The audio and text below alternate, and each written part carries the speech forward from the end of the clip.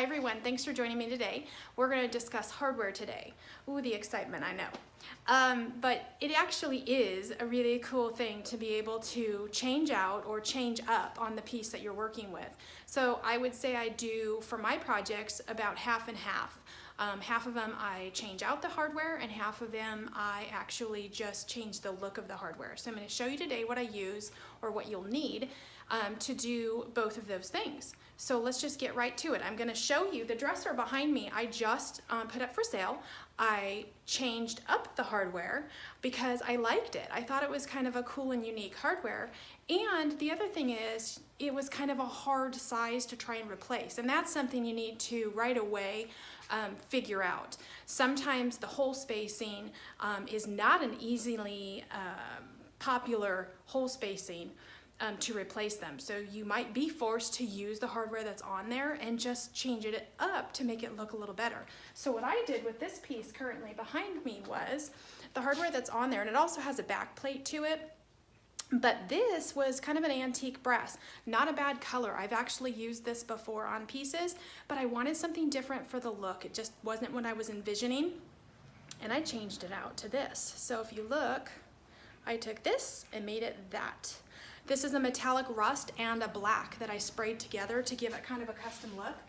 And I will tell you what I did to use that. But first, before you spray or change anything, you need to prep it. It's just like the piece. You need to pay attention to the prep or your paint's not gonna stick. So you can do two things. You can clean it with Krud Kutter, which I talked about in my prep video, or you can use steel wool. This is quadruple zero steel wool. Both of these you can get at your local hardware store, which I know I say that all the time, but hey, you know what?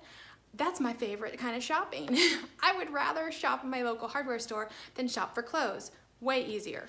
But anyway, so you need to clean and prep your hardware. Make sure you do that. If you use the Krud Kutter, give it ample dry time because your paint will react if there's liquid still on it. Or if you use your steel wool, make sure you wipe it off with a microfiber cloth to make sure there's none of those little steel wool hairs left behind. So that's prepping it. The next step you're going to do is use your paint. And this is the Rust-Oleum Paint and Primer in One, which I really prefer this. There's all kinds of spray paints that you can choose from, as you know, when you go into your hardware store. However, this one seems to be really great. I think about 6 or 7 years ago, I did all of the hardware on my interior doors because it was that ugly builder grade brass. And I had painted all my doors black and thought, this looks horrible. So I pulled off all the hardware. I used this guy right here and I top coated it. And I gotta tell you, 7 years later, still on.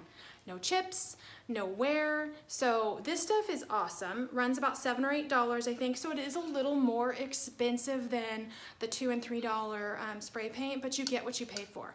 So that you're gonna spray with this.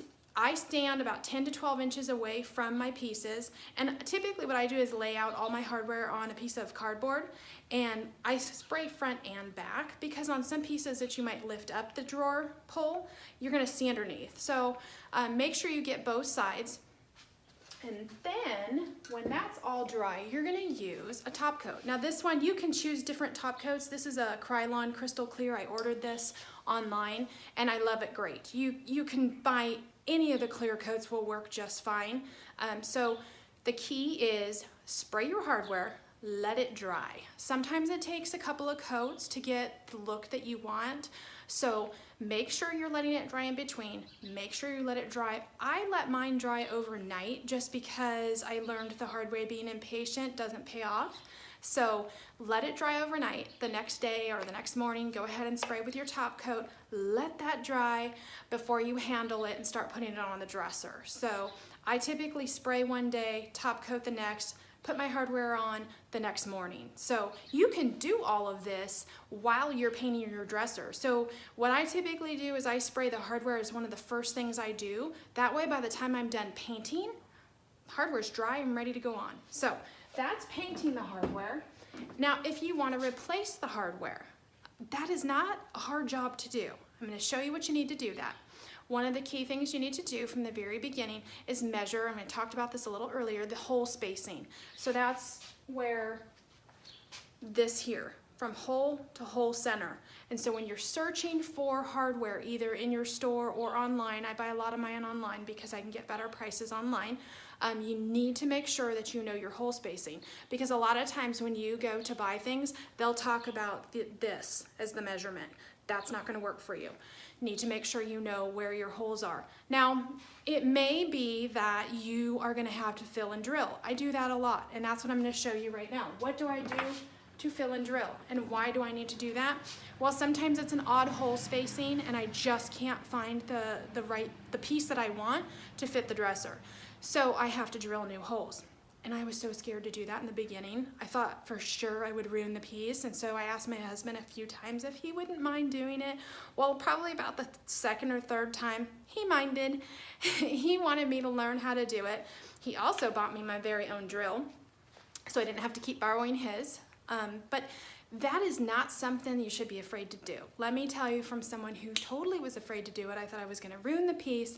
There's very little you can do that's actually going to ruin it unless you drop kick the piece out in the street when you're frustrated with it. They make a lot of things to help fix furniture, so don't be afraid to drill a hole. And let me tell you, get your own drill. Every girl should have her own drill. It should be in her array of tools, because you will feel so liberated when you start drilling and filling your own holes. So first thing you need is a drill. This guy came from Harbor Freight. Harbor Freight's great for tools that are a little more economical. This is a great drill, and love it to death. Use it all the time. So the second thing you're gonna need is wood filler. And I talked about this in my prep video the other day. This stuff's great. And what you're gonna do is drill your hole, and you may need to fill the existing holes, because the hardware you order may not actually be long enough to cover the existing holes, and you don't want anything peeking through, because that's just not gonna look very pretty. So you're gonna drill your new holes according to the new pole that you have, the hole spaces. Maybe it will fit just right in the hole spaces you currently have, which is awesome. Sometimes that doesn't happen. So then you need to get your wood filler, fill those older holes, sand them down, 400 grit sandpaper, perfect. Once you get that done, you are ready for your new hardware, where you're gonna paint, obviously, because hardware is the last thing to put on. So you're gonna be ready to paint, and then you put your new hardware on. I have this here, this shaker style pole, or they call it a bin cut pole. These are super popular. So a lot of times these guys are great because their hole spacing, this is 3 inches, right? But the whole thing is, I think, about 4.5. So sometimes you can cover up and not have to fill in drill holes. But if you do, don't be scared.